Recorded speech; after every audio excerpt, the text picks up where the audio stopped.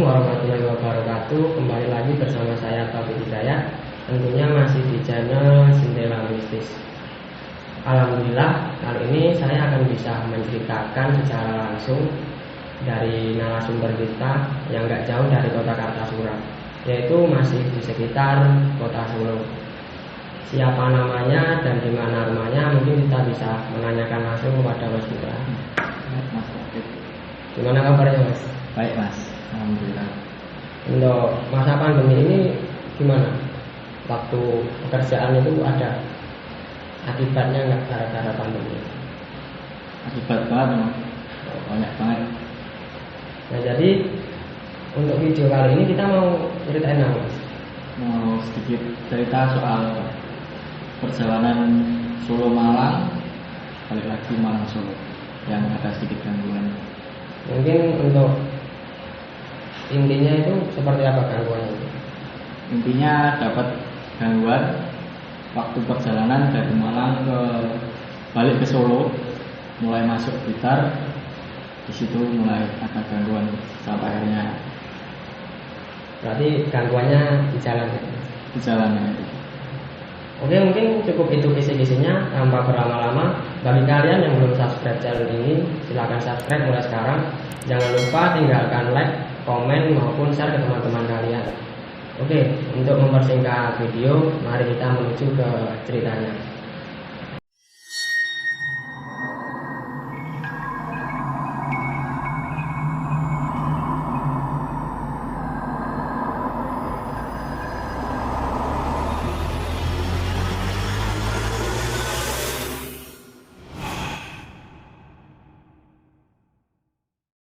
Oke Mas Putra, bisa menceritakan di mana awal mula kejadian itu terjadi? Mungkin bisa dari tahun berapa, tanggal berapa, maupun hari apa?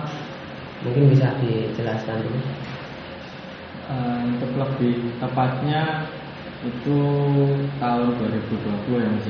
Tahun 2020 bulan Juni tanggal 24 Juni, hari Senin berangkat dari Solo, sampai Malang itu Selasa dini hari. Terus pulangnya itu sebenarnya mau nginep ya Mas. Sebenarnya itu kan sowan ke teman, ada saling sowan lah. Dia ke Solo, sering ke Solo. Nah ini saya untuk kedua kalinya datang ke Malang. Tapi untuk pertama kalinya lewat jalur Tulungagung Trenggalek. Untuk ceritanya mungkin itu pulangnya hari Rabu ya Mas. Hari Rabu. Jadi Rabu dini hari sekitar sebelum jam 12-an itu udah ada pikiran buat pulang. Padahal sebenarnya udah di penggak bahasa Jawanya Mas, dipenggak sama si tuan rumahnya buat pulangnya nanti baik habis subuh baru boleh pulang. Tapi nggak tahu kenapa dalam hati itu pengennya pulang. Padahal cuma dapat kabar dari orang rumah kalau kakak saya perempuan itu datang ke rumahnya dari Sragen. Cuma dapat kabar itu, nggak tahu kenapa hatinya itu pengennya pulang waktu itu juga. Karena udah ngeyel banget sayanya sama si tuan rumahnya, akhirnya mungkin capek juga ya ngasih tahu saya buat nanti habis subuh. Akhirnya dibolehin pulang, tapi disuruh ngecas handphone dulu, takutnya nanti kalau udah masuk hutan atau alas nggak bisa dihubungin, karena mungkin nanti bakal susah sinyal juga kalau handphonenya baterainya nggak cukup. Singkat cerita akhirnya pulang Mas, itu jam 12 kurang mulai perjalanan start dari Kalipare Malang. Start perjalanan seperti biasa lah, cuman perjalanan biasa naik motor sendiri, pulang sendiri, sampai akhirnya berhenti di Blitar ya Mas. Berhenti di Blitar di makam Soekarno untuk istirahat sebentar, mulut rokok sebentar, terus sambil nikmati sebentar suasananya karena emang dini hari cocok banget. Terus setelah selesai istirahat lanjutlah buat perjalanan lagi. Di sini udah mulai janggal ya Mas ya perjalanannya, karena saya nggak begitu paham soal begitu-begituan juga. Jadi kalau agak kaget mungkin hal biasa ya Mas. Saya mulai perjalanan sekitar 15 menitan. Terus entah kenapa itu jalannya tembus lagi ke makam Soekarno. Entah saya yang kurang fokus atau lupa jalannya ya. Saya di situ belum ada pikiran kemana-mana. Saya tetap lanjut aja, cuman kok lewat sini lagi. Saya tetap lanjut perjalanan. Terus saya lanjutkan sampai akhirnya masuk ke Trenggalek. Karena saya juga belum terlalu hafal treknya ya Mas ya. Cuman ngikutin Google Map dulu ya. Sampai di Tugu, selamat datang Trenggalek.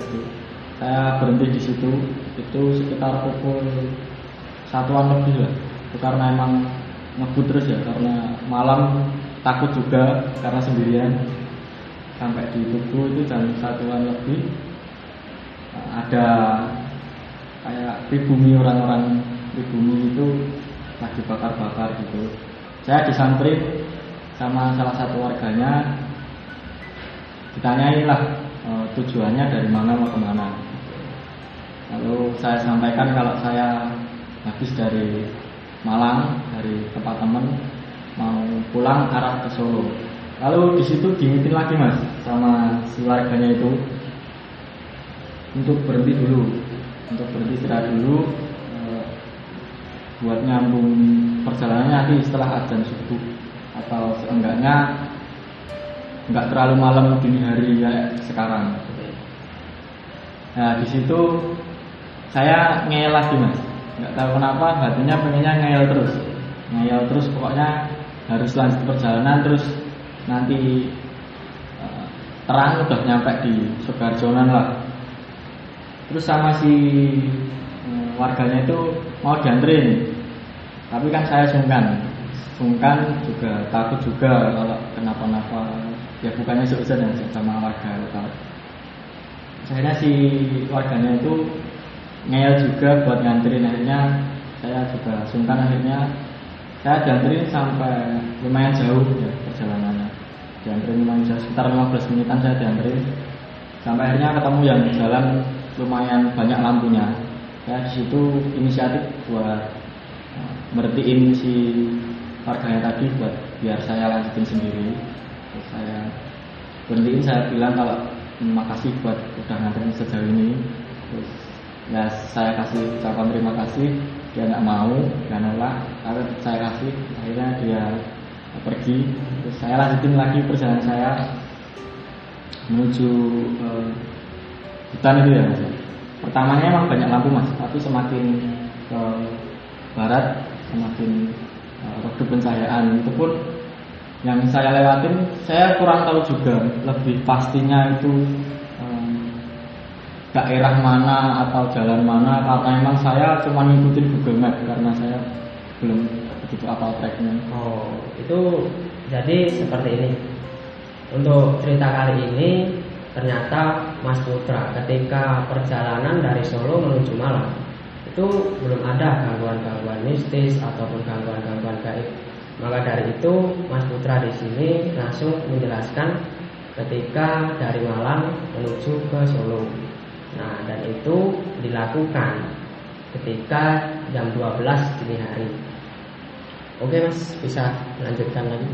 Ya setelah itu saya lagi berjalan, itu benar-benar ya jalannya itu campur ya. Ada yang kayak jalan setapak gitu, karena emang sebelahnya itu kiri kanan, yang kanan itu kayak pegunungan gitu, yang kiri kayak curam-curam gitu.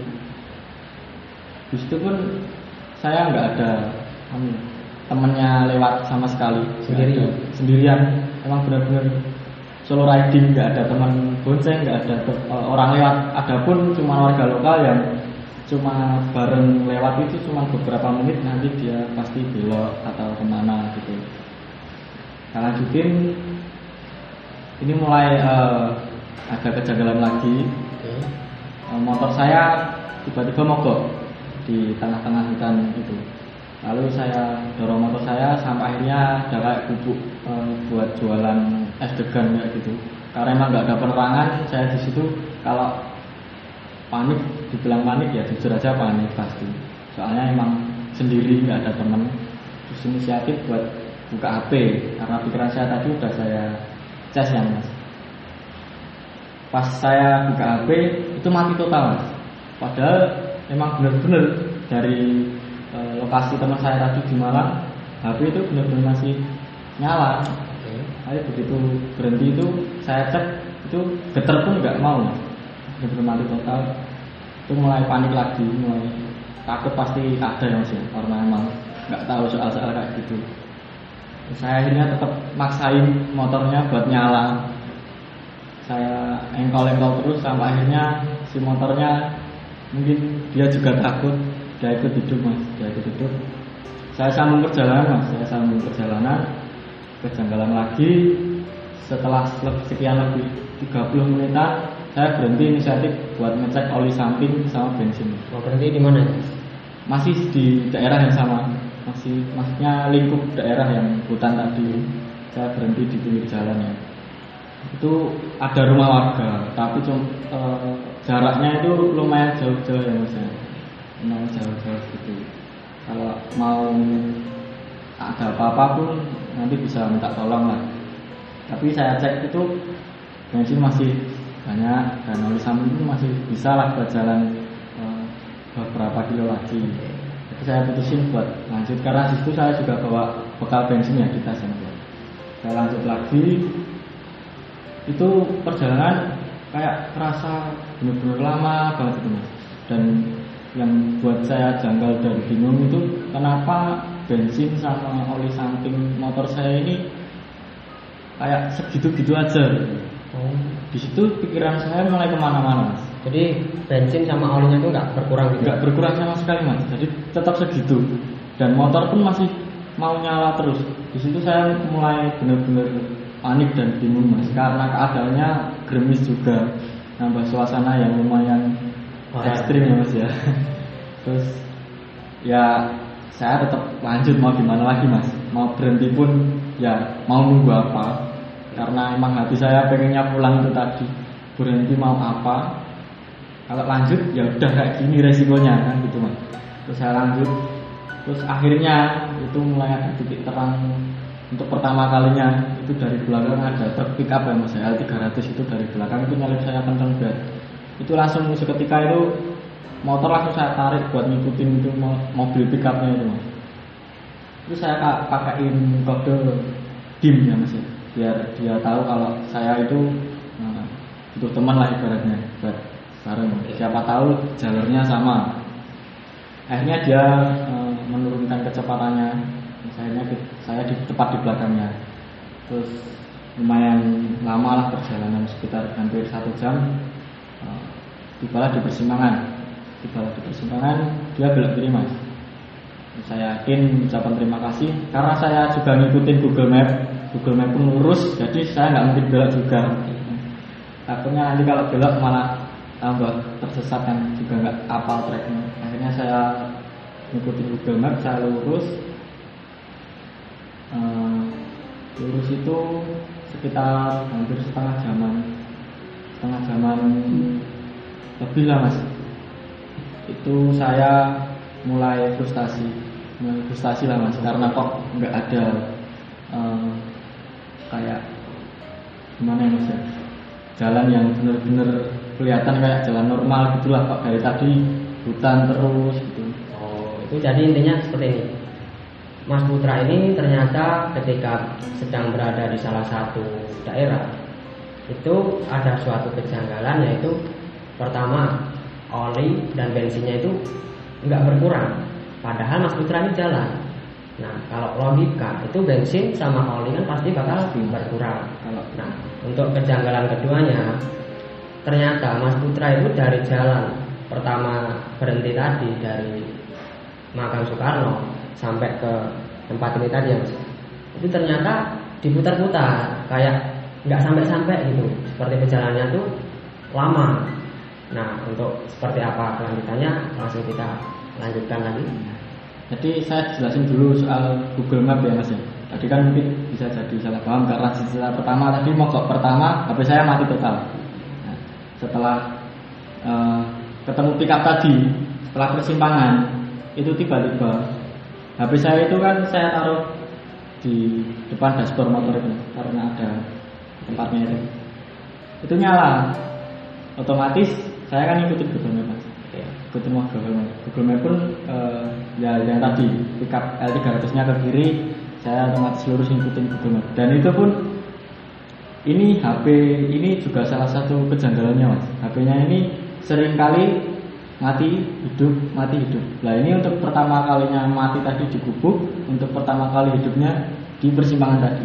Ini kejanggalan kedua setelah bensin dan ini samping. Terus saya lanjut perjalanan, ya frustasi tadi saya udah mulai frustasi. Kan pikiran saya itu pas berangkat dari Solo ke Malang emang masih siang ya Mas ya, masih terang pencahayaan matahari. Pikiran saya juga memang lumayan lama untuk di dalam hutannya, tapi nggak selama ini gitu Mas. Itu saya di dalam hutan itu sekitar 2 jaman lebih. Itu bisa ya pikiran saya sebelum frustasi itu pikiran saya sih biasa kan Mas kalau Google Map itu ngikutin Google Map sering kasih jalan yang nyeleneh gitu kan. Pikiran saya masih seperti itu, tapi kok lama-lama kayak janggal banget gitu loh Mas. Kayak lama banget gitu. Dan pikiran pun mulai kacau di situ Mas.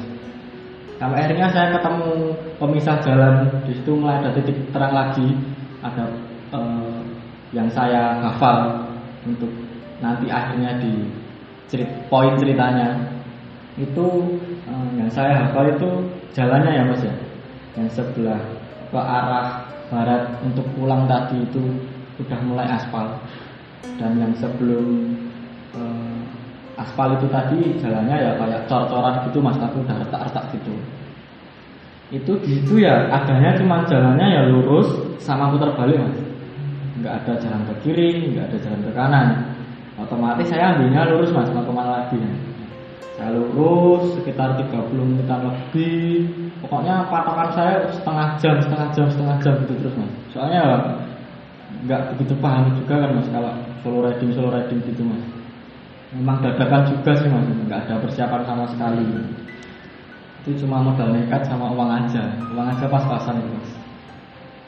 Saya lebih setengah jaman itu saya lanjut perjalanan lagi sampai akhirnya hujan mulai deras Mas. Hujan mulai deras, saya di situ minggir. Itu kayak di jembatan gitu Mas. Jembatannya ya kalau di bahasa Jawanya itu jembatan kecil itu kretek gitu lah Mas. Kretek gitu.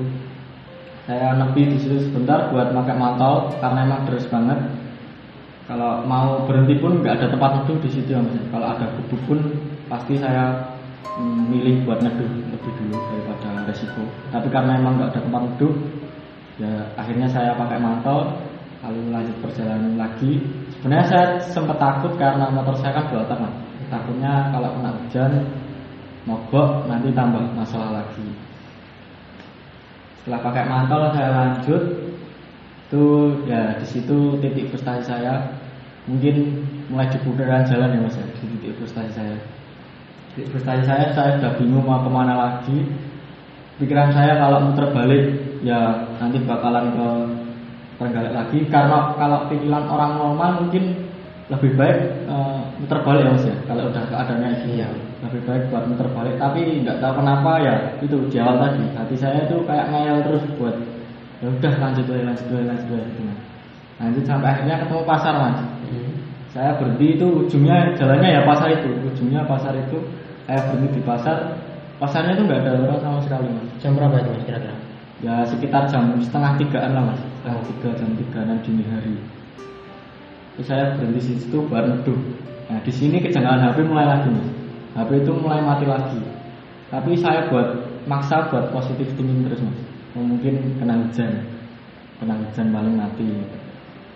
Itu saya kayak orang gila Mas neduh gitu. Saya udah mau kemana lagi nih?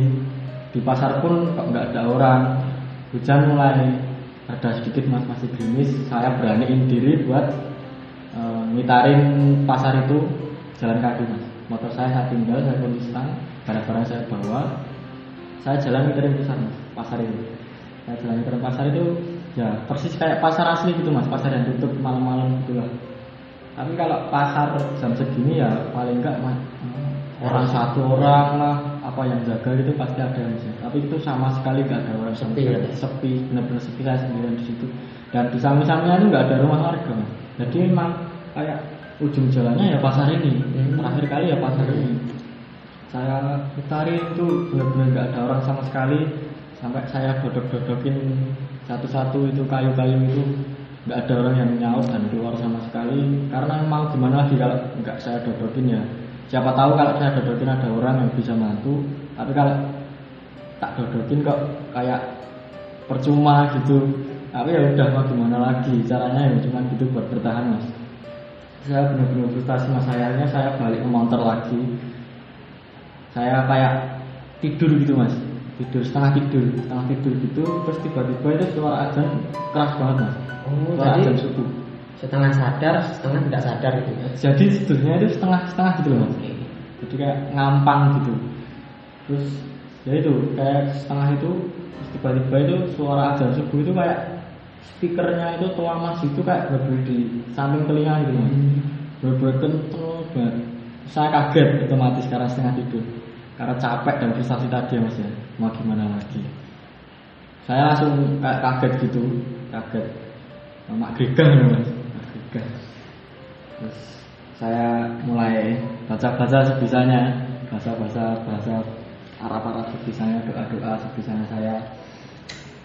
Terus akhirnya ada orang, entah itu pertama, pikiran saya pertama juga nggak percaya itu orang apa bukan, karena dia datang itu baunya amis gitu ya mas ya. Dan ternyata setelah deket ke samping saya itu dia itu bawa bandeng ya mas berarti saya salah pemikiran mungkin. Terus dia nanya sama saya dalam bahasa Jawa ya mas ya, kau yang nanya gile, ditanyain seperti itu. Terus saya jawab kalau saya